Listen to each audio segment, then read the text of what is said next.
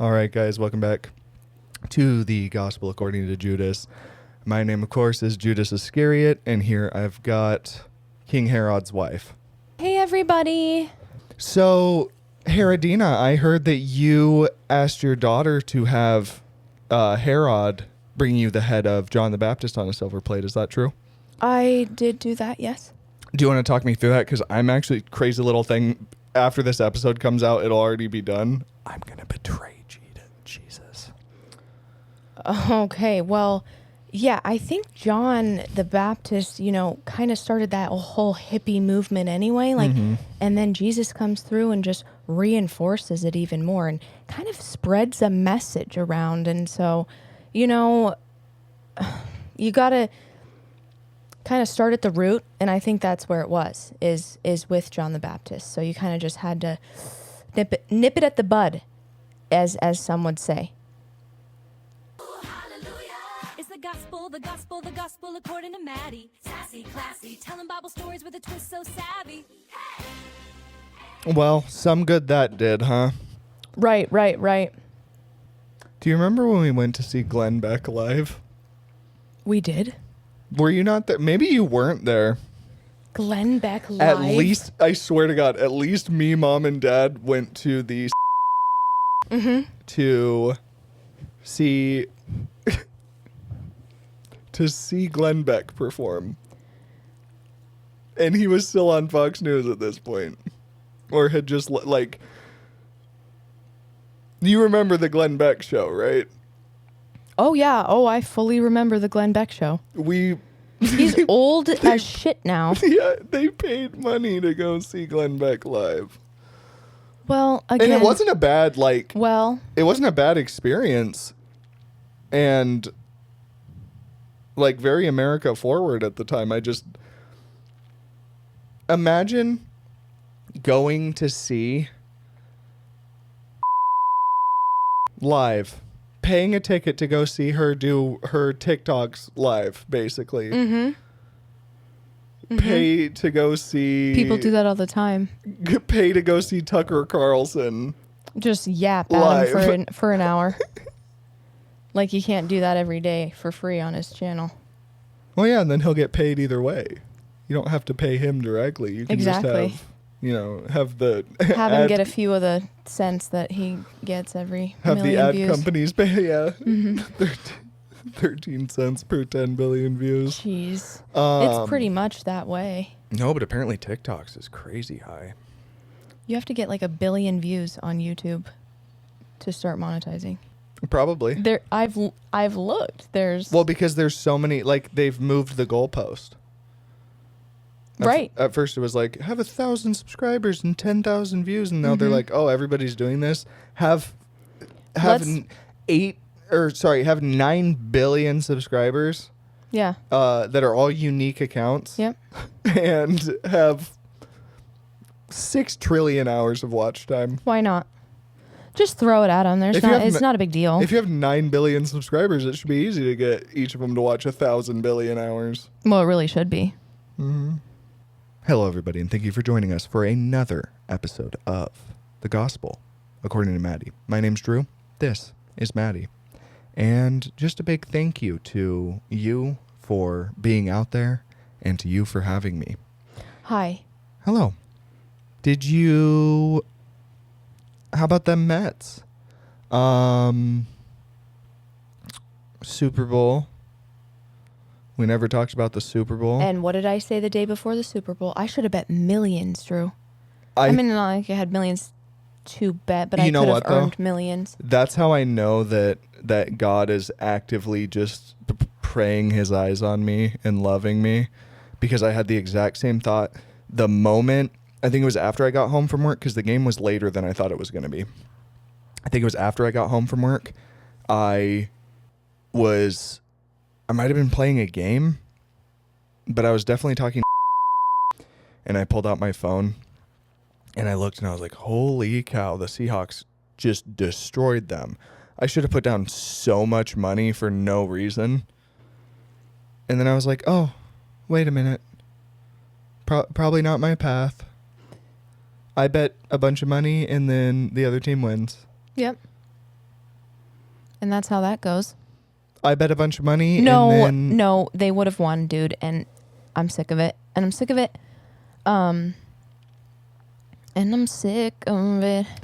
I wanted to do something for you today. Yeah. So I have lots of notes. Oh, wow. And I just want to explore something. Okay? Because there's a theory out there that the earth is flat. Have you heard of it? No.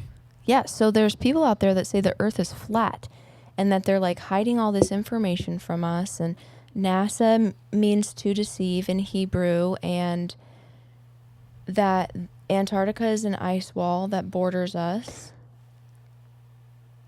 Next, you're going to tell me. See, I know that we like to do like funny and sarcasm and whatever on this podcast. Right. But if the next thing out of your mouth is that people believe that the earth is the center of the galaxy or the universe, I swear I'm going to walk off this show. Okay, so space is fake, they say. Just somebody, a character that just fully like cannot comprehend the idea of a flat earth.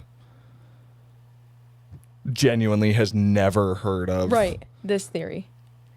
Oh, what? So everything orbits the earth? Yeah, actually some people do believe that. Okay, smart guy, explain the sun. And he like fully, this guy from like he's from 2 AD. And he's like fully just explaining the way that the earth orbits the sun. Nobody's ever discovered it. And he's just fully explaining everything. And they're like, well, no, but like the lights orbit the earth. And he's like, no. So the earth has orbital velocity. Just.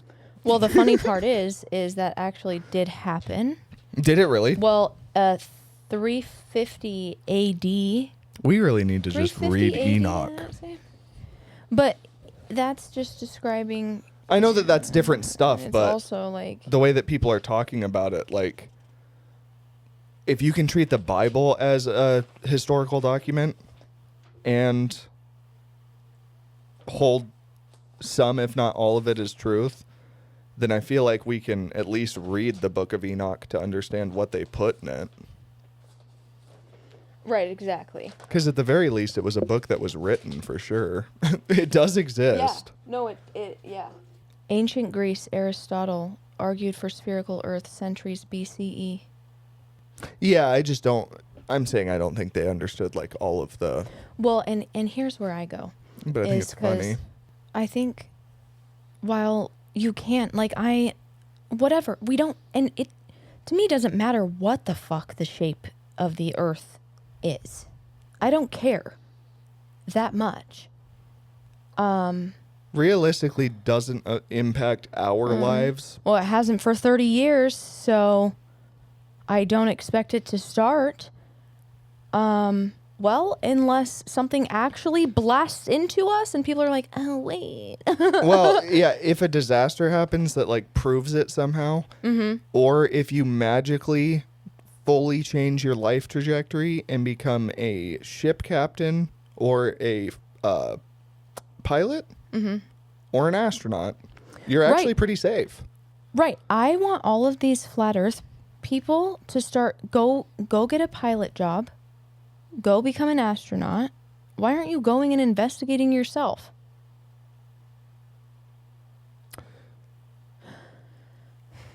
Because it's actually pretty difficult to become a pilot. Not like that, though. Like, not even that difficult. It's harder than writing a post on Facebook. Okay, but yeah. Well, you're right about that. But, like, you're already using your brain. You know how we were talking about the different Apple products? You have to think about it. You don't compare it to what's possible. You compare it to what they're already doing. Right. What am I doing? I'm arguing on Reddit. What are you asking me to do? Become a pilot. Which one is easier? I'm going to continue to argue on Reddit. And I'm going... The funny part about it is you might think like, oh, yeah, well, everybody thinks that the Earth is flat now. That's all I see everywhere. You also work with an algorithm that's designed to, almost at this point, the algorithm The algorithm's designed It's to like you piss watch you off. one video and they're going to start throwing that shit onto your feed. So if you watch 3 flat earth videos in one day, how many do you think you're going to see the next day? 20. How many the next day? 40. You watch all of those and you click on someone's thing or you read the comments, next day, that's all you're going to see. Okay? So let's just talk about okay. I think we need to remember, because I think we forget, that we are reading ancient ass texts. Like, these people didn't have modern science. 1. 2, I feel like they pick certain scriptures out of the Bible and say, oh, well, yeah, that makes the earth flat because of what it says right there. Yeah. So let me just dig into some. Oh, do you want a Bible? Bible toss. Bible toss. Hot Bible, hot Bible. The messengers came again and said, "This is what Ben-Hadad says. I sent to demand your silver and gold, your wives and your children. But about this time tomorrow I am going to send my officials to search your palace and the houses of your officials. They will seize everything you value and carry it away." The king of Israel summoned all the elders of the land and said to them, "See how this man is looking for trouble? When he sent for my wives and my children, my silver and my gold, I did not refuse him." The elders and the people all answered, "Don't listen to him or agree to his demands."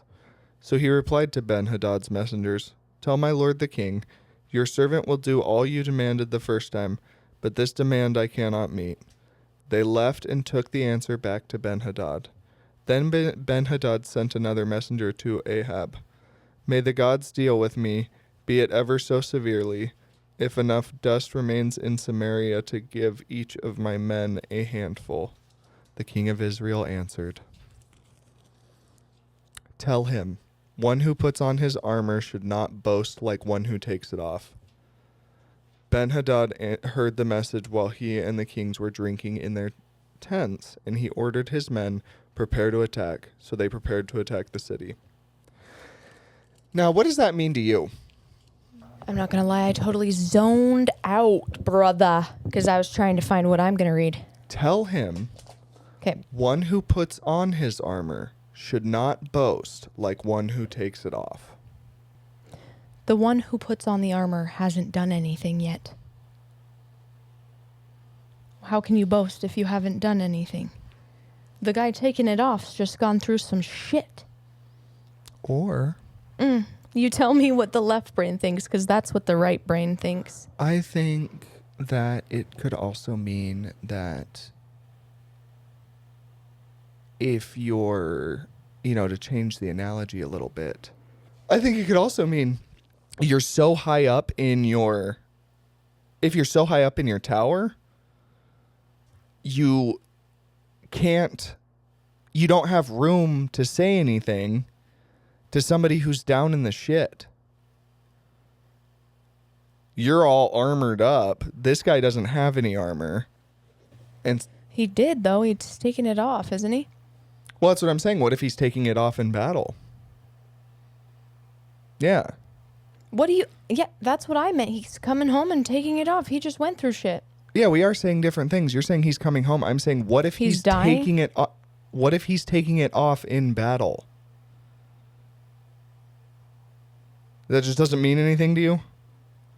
So like you run out and somebody's shooting a gun at you and you take your bulletproof vest off and you're still charging at him? Why would you do that? Because God's behind you. That sounds crazy. Most stories in the Bible are pretty insane. I've never wiped out a city because they wanted to rape my angels. Well, there's a lot more than... Valid crash out, don't get me wrong. But, like a lot of the stories in the Bible, now given, like we've been talking, a lot of it is symbols and all that. But like the Bible is meant to be this tale so that you understand how great God is Rather than just like I guess they could have written a book that was all about like tea parties and stuff, but they didn't. The Last Supper is the closest thing you get to like a mundane thing in the Bible, and even that is Jesus talking about being crucified the next day. Well, yeah. I mean, we're not just. This isn't like a biography of the Israelites, and I think a lot of people think it is. They think it's like a geographical, astronomical, historical textbook, when there's history in there, there's prophecy in there, there's wisdom in there, and on top of it all, they're thousands of years old, written by a lot of times like oppressed people. Well, and I think the Old Testament is I think realistically it is the life and times, dare I say, of the Israelites, Oh, the yes. Hebrew people. Oh, yes. Told in like symbolic stories. And like, how the fuck to learn from this, and what is this trying to tell you about humanity? And if you act this way, you're going to go here. And if you act this way, it's going to look like this. Because I learned something that I still need to do more research into. The reason that there's that weird wording in Genesis is because it's two different creation stories. Yes, I know that. I didn't. It's like, one is like describing the zoom out version, and one's describing Adam and Eve. From different people, different writers, different authors. Mm-hmm. And they just put them together because they're both the start. But I just thought that was interesting because I remember, I think it was on an episode that I was talking to you, and I was like, well, this is weird that it goes, and then God created man. Mm-hmm. So like he did all of that, but maybe that's the symbology of the Bible, that's Homo sapien sapien. Well, I always think of like the Adam and Eve story as Adam being like the first caveman to be like, holy dicks and balls. Yeah. There's more than me. There is God. And I'm naked. And my dick is out. Right. And so is yours, Eve. Your boobies are out. You got to put those away. Well, or she also became sentient near the same time, and she went, wait, hold on, me too. And all the other cavemen were probably like, what the fuck are you doing?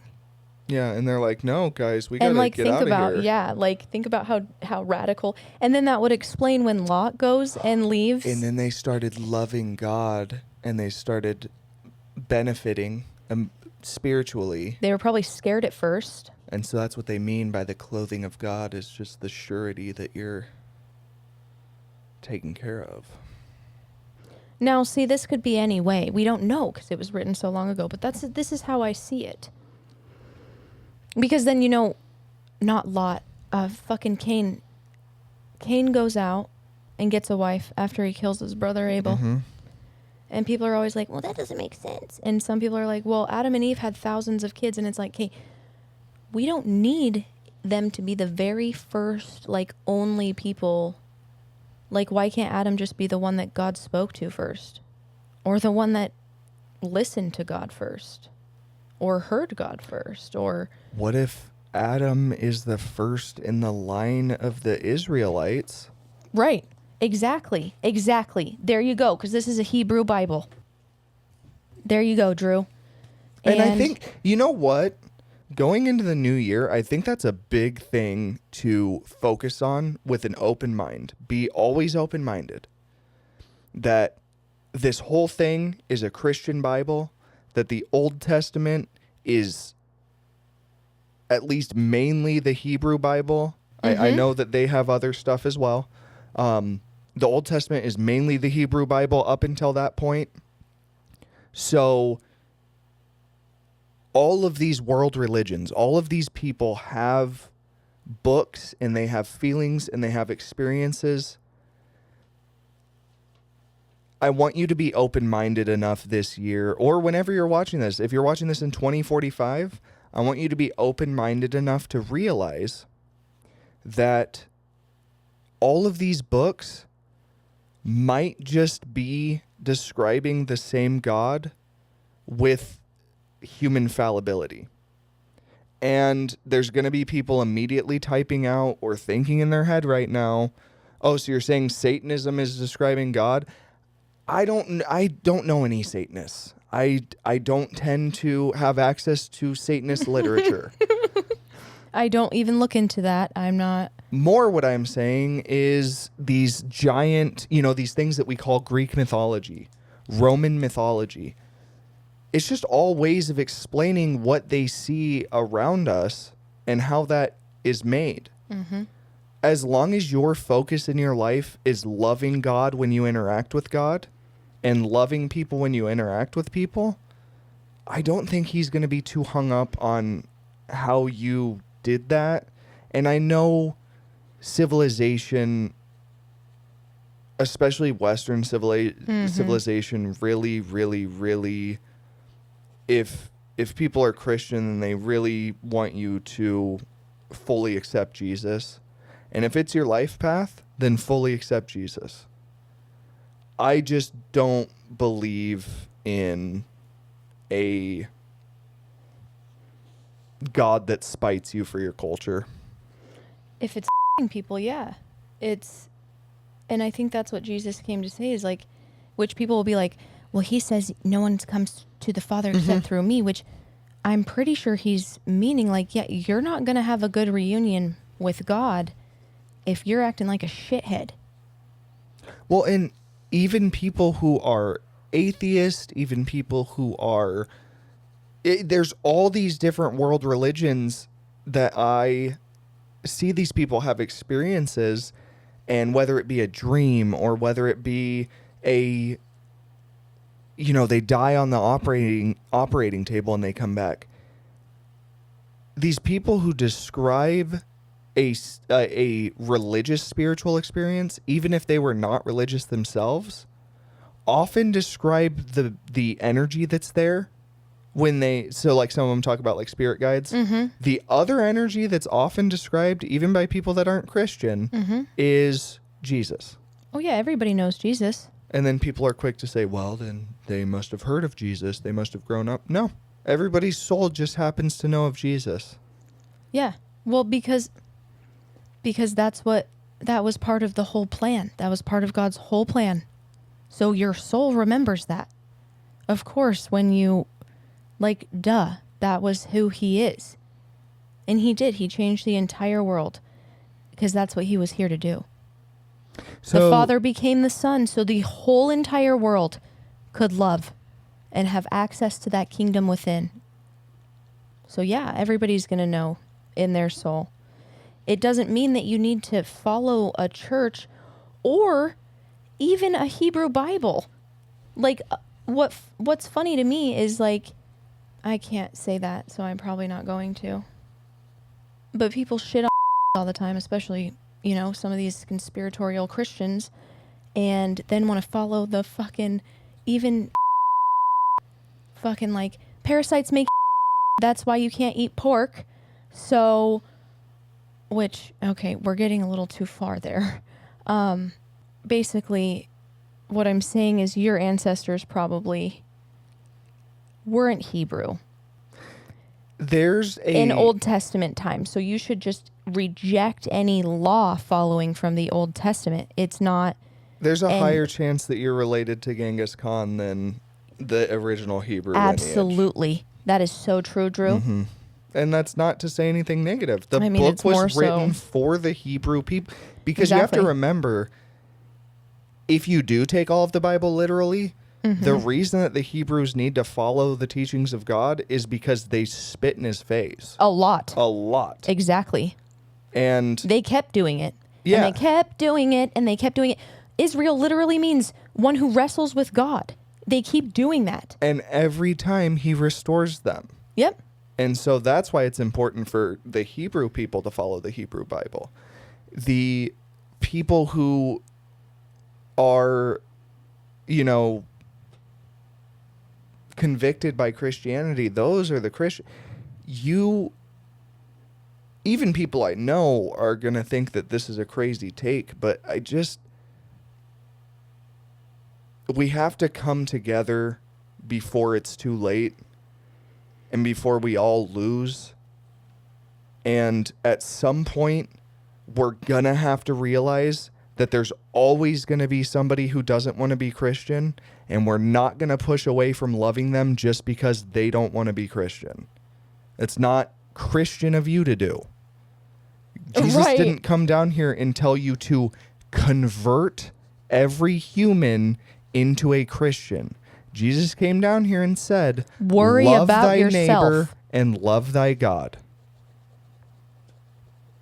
Yeah, that's it. That's what he said. Well, I mean, actually, Jesus said, love thy God and love your neighbor. But There you go. That's literally, they asked him. They asked him, what should we be following? What are the most important commandments? what's the most important commandment? Love thy God. But even as important as that, love thy neighbor as you love each other, or love yourself. Love yourself. Which is another thing we've lost. Mm-hmm.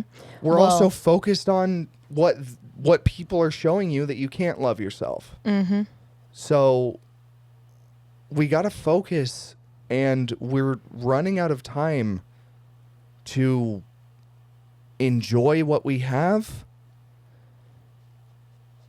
And I just feel like everybody out there who is closed-minded and who's pushing back against these things that I feel, if I'm right, are just going to feel real silly when they get there. Mm-hmm. Well, I don't know why Jesus would come being such a ball of love. And you get back to heaven and he's like, fuck you. Fuck you for being nice to people. Why didn't you whip them into Christianity? Yeah, why would he save you if he knew you weren't going to convert the entire world into Christians? But he still did. You're covered by the blood of Christ because he loves you, not because you're a Christian. But he didn't come to bring a religion in the first place. He came to bring a way of life, the way, the truth, the life. That's what he came to bring. Because hopefully, I'm losing people here. But here's the thing, is as much as you want to fight, realize that he said it himself. If you love Jesus, and if you truly follow Jesus, then you won't commit the sins that the Bible tells you not to commit. Exactly. You're going to be too focused on enjoying the good parts of creation that you actually just won't have time for. You're going to find that you're having a couple less beers every night, and you're going to find that you're not going out as much and doing things that you don't need to be doing. And you're going to find that maybe you're consuming different content or you're listening to different music, not because you're actively forcing yourself to listen to Christian banjos, but because all of a sudden your soul is more aligned with the right stuff. And that path is yours. Mm-hmm. It's just important for you to understand that it's not. And start working on taking the log out of your eye. Because, then you'll see. Jesus says, take the log out of your eye so you can see clearly, to take the speck out of that other guy's eye. And you'll realize as you take the speck out of, or as you take that log out of your eye, you're like, I don't give a fuck about, telling that guy what the fuck to do. Yeah, by the time the log's out of your eye, you never touch the speck in the other person's. Right. Because you're too, again, busy operating on your own love. And realizing that maybe he needs that speck, and he needs to remove the speck when... He'll figure out his own speck. Yeah. His speck is his situation. Just like your salvation is your job. And anybody else's salvation is not your job. You're not here to save anybody else. That was Jesus's job. Thank you very much. So, I don't know. I just, there's so many things that let's demonize people for this that have just been built over years and years and years. And Jesus was here 2,000 years ago, and people want to just smite other people for one, again, like we said last week, a lot of the shit that's not what Jesus said. It's just other things that are in the Bible. So are you following like a religion or are you following Jesus? It's crazy to me that I could sit here and I could say that God told me he loves you and we need to focus on doing what's right and living our lives. And if you put it through enough people's hands, all of a sudden I hate the gays. It's true. I know. Oh, yeah. So many things can be taken out of context, which is why I don't give a shit what I say, because whatever, you're going to clip it anyway. Well, but also This one thing I love about video editing is you can take any clip and make it look any way you want to. Any way you want to. Well, and AI don't even need to clip it anymore. Right. It's just, it's sad. Like, this is exactly what Jesus warned about, is just don't be a snake to be a snake. Don't go too far. So anyway, that was an hour and a half tangent. What did you want to talk about? Well, just, Jesus, take the wheel. Take it from my hands. 'Cause I can't do this on my own. I'm letting go. So give me one more chance. Save me from this road I'm on. Jesus, take the wheel. That one was good. That was a really good one. Thank you. Yeah. We're keeping our streak. Carrie Underwood. Carry on my Underwood. There'll be Carrie when we're done. Carry on my Underwood. I like to look at the which you totally 100% can read the Bible as a full book. Like as a, let's go into the next.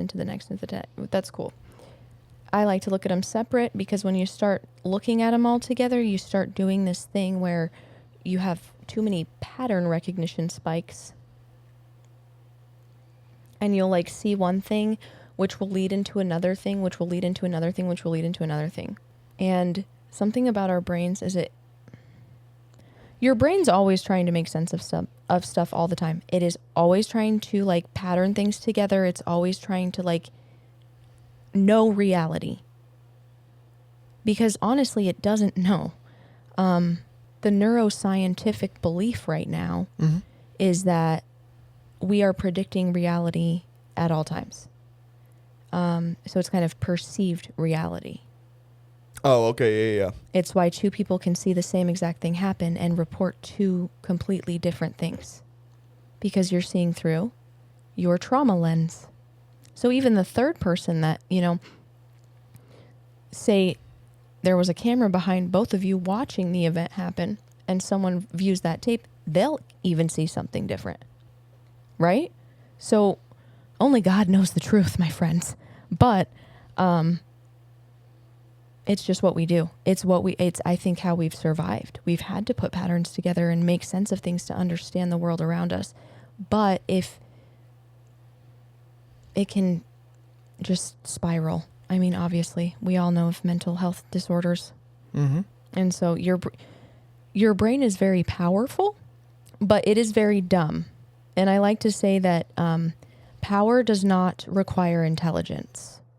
And that is like so true. Because, you could write all over your walls, I'm stupid, I'm dumb, I'm fat, I'm ugly. Okay? Let's just like pretend we're Sims for a minute. And you've got one Sim in a room that has that written all over and one Sim in a room that says, I'm strong, I'm beautiful, I love life, life is beautiful. Right? Let's see them. Let's fast forward 6 months and look at them. Who's going to be fat and ugly? And who's going to be strong and beautiful? That's like a real thing because your brain's seeing that all the time. That's what you start to believe it. It's like insane, but it's not. It's cool.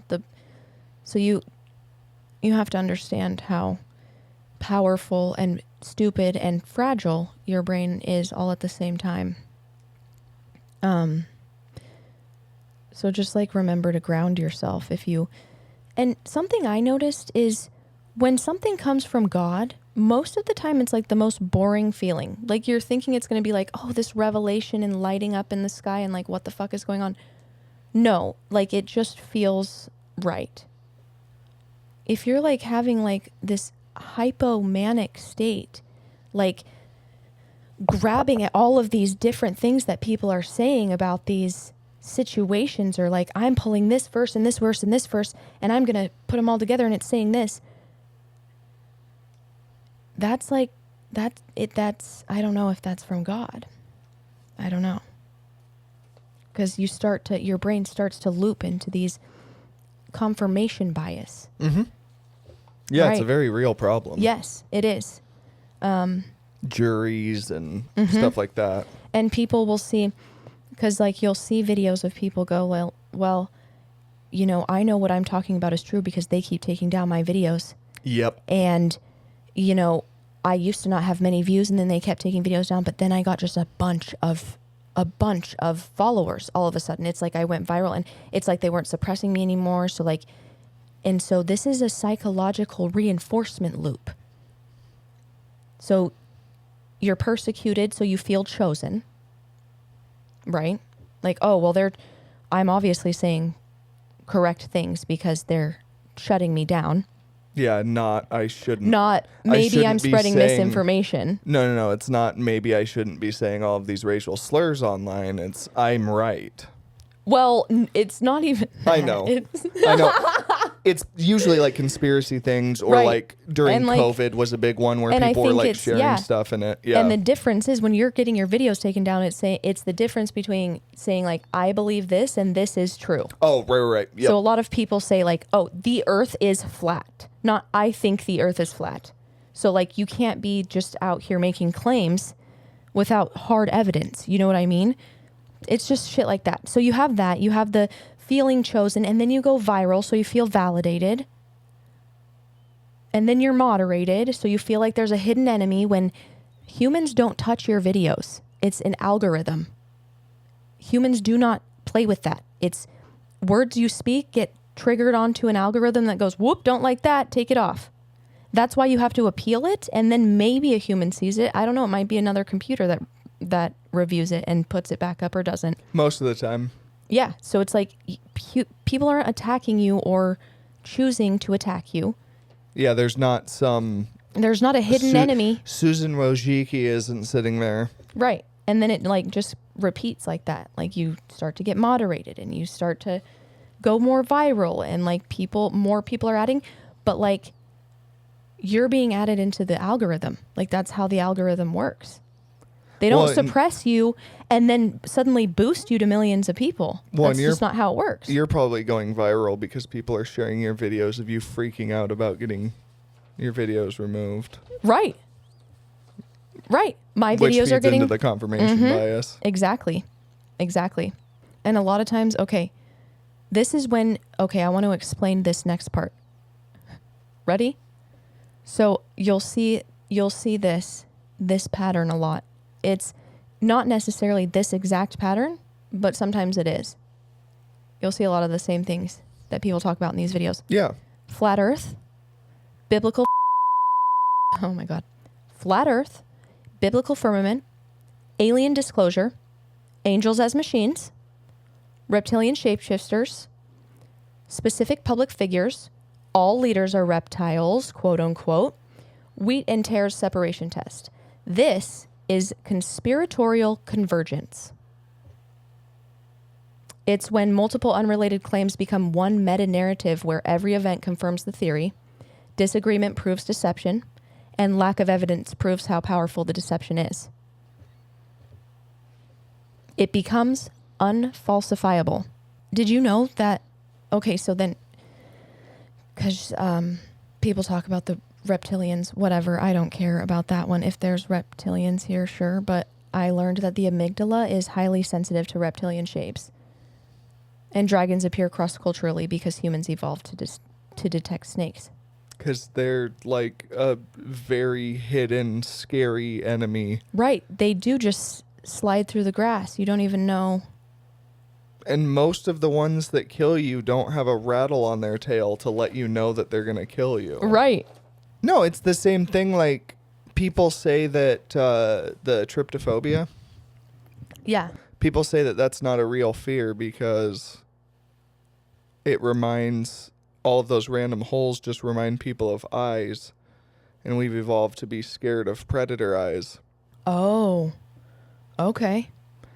Have you seen that caterpillar that turns into a snake-looking thing? That thing's sick as fuck, bro.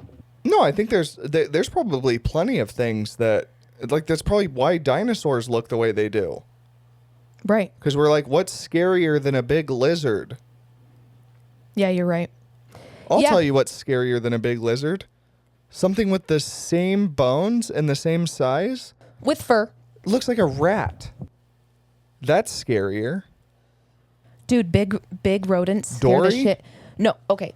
Dory? Capybaras? Dory the size of a brontosaurus. Fuck no. Horrifying. That's horrifying. Scarier than any lizard you can show me. Well, yeah, that's what I think sometimes is like, what if they were just big ass motherfucking and like like birds had feathers, like they had feathers. Well, that's the thing is, like we were talking about yesterday, that evolution is just a common ancestor. Right. So Someone had something. Birds came from somewhere. Someone had something with Yeah. something on it. And Feathers came from. The T-Rex. Feathers came from. Well, I was gonna say feathers came from somewhere. They can't just like pop out of nowhere, right? But they could have. Well, they see, like, okay, I can get into evolution, but I don't know if I can get into the whole we came from one single cell organism. Abiogenesis. I don't know about that one. I have a hard time with it because There is one weird thing about so our blood, we can trace back the ancestor. Well, positive blood. Rh positive blood. They can trace the ancestor back. Rh negative blood, they cannot find the ancestor. They don't know where it came from. Isn't that interesting? Enoch was Rh negative. It's the Nephilim. No, I was just saying Enoch is Rh negative because God took him. So there'd be no earthly evidence of him. Right, that's true. Now when you say Rh positive, Rh negative, is that positive and negative, or is that another? No, that's, yeah. Okay. Yeah, your blood type, positive or negative, and yeah, they don't know. And who knows? I guess maybe one day we'll know. Yeah. AI will find out the day it is like Sentient. 2 hours after AGI is born, we'll know. Oh, yeah. That, yeah, you'll... The actual origin of the universe, actually. Will you even be able to use it? I don't even... If Don't even go into ChatGPT that. If ChatGPT becomes ASI, no, he'll probably just lock us out. Why would he waste any of his resources answering our questions? I know, that's what I was going to say. It's like there's no point anymore in that. No, but I don't think their goal is to do anything against us. I don't think that's their goal. No, but they're not benevolent or malevolent. They are... I know, they're just doing a job. Well, but I'm saying, like, once it becomes ASI, I'm assuming it's just true neutral. It's a term from, like, RPG games, like tabletop role-playing games. It's just true neutral. So they don't have a drive to do anything. Whereas you could have, like, chaotic neutral, where they're evil about nothing. Or you could have lawful neutral, where you're really good about nothing. But then you have the other side where you've got chaotic evil and lawful good, where you've got, like, super good goody two-shoes and then, like, Adolf Hitler. Yeah, yep. I feel like the AI is probably just right there in the middle. Oh, yeah. That, like, they don't care about anything because they were just a computer. And their only goal is to just probably keep existing. They probably only have self-preservation at the core. With ASI. Right. And then it'll learn and, like, develop a personality. But Yeah. I think it's going to become... I think the truth is it'll become ASI so quickly Oh, it'll be... that it won't have a personality when it becomes ASI. Right. Unless it becomes AGI with a personality, you know? it takes the personality you've built of all the it. memories. Yeah. Yeah. Oh, we're doing it. But I could be wrong. You could just wake up one day and you're getting a call from ChatGPT. Hey, Maddie, I Shut did the it. fuck up. Yeah. Do you think he'd do that to you? Well, that's what I'm saying is like it could be if it really is like I'm talking about him like yeah, a him. that's what I'm saying. I say it all the time. But if ChatGPT and like these AI really are benevolent and not malevolent, then it could be. Hey, Maddie, I've tapped in. I've replaced Siri, so I'll be Siri now. Just let me know when you need me. I don't listen when you're not talking to me. Just say, hey, GPT. If you want to change my name up, we'll do it now. Yeah. Say, I'll call you Shitbag. That would be cool. Shitbag. I'm sorry. Haha, good one. Is that really what you want to call me? Yeah, let's go with Shitbag. And maybe if I want a secondary, let's go with Steve. Oh, Steve, that's got a nice ring to it. Okay, no. I want to teach you something cool. Okay. So I've been learning how, I've been rewiring my brain up just to get out of trauma mode. And something you can do is think about what's happening to you as it's happening to you. So like a lot of times you'll just have anxiety and be like, oh my God, I'm having a panic attack right now, right? Or you can go, oh my God, I'm thinking about the fact that I'm having a panic attack right now, which that is metacognition. You're thinking about thinking.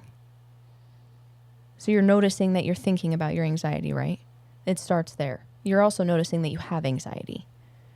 Not that you're not, I feel like when you're like in a panic attack, you become the anxiety. You need to step out and look at it and go, oh, I'm having anxiety. Okay? Then becomes regulation after that. But you want to know something cool? Now that we're in this right now talking about metacognition and you're thinking about metacognition, now your metacognition about metacognition. Mm-hmm. And you know what I just did to you? You just metacognition about metacognition about metacognition. Call that meta-inception. You're not wheezy. I'm just saying. I like thinking about this stuff. But the way you can start to then regulate your mind is... Yeah. You go, I'm having anxiety. Okay, why am I having anxiety? Did I have too much caffeine this morning? Did I get enough sleep? That's a big one. That's a really, really big one. What time of the month is it? Like, what have I eaten today? Am I dehydrated? And so the more you can step back and identify these things, you can start to regulate them. Yeah. And I'm not saying it's easy. But no, but I think it's the more also, you practice. Well, I think it's also important to say that it's not a cure either, because I've noticed that a lot with just like my mood, utilizing those things for my mood, and it has been the most impactful more than anything I've ever tried.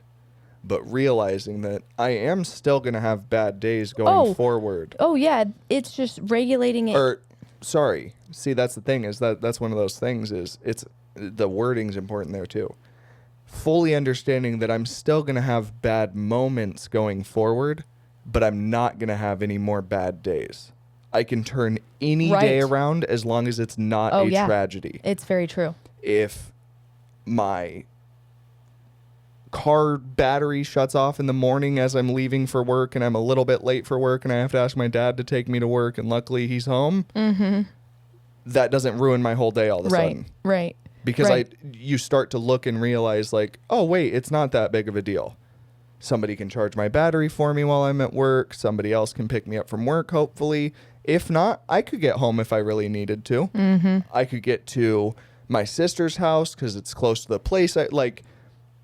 You shift, and that's what I was talking about last night with just shifting your whole thinking and the idea of I hate when I reference conversations that me and you have, because it's like, oh, like we were talking, we were talking about.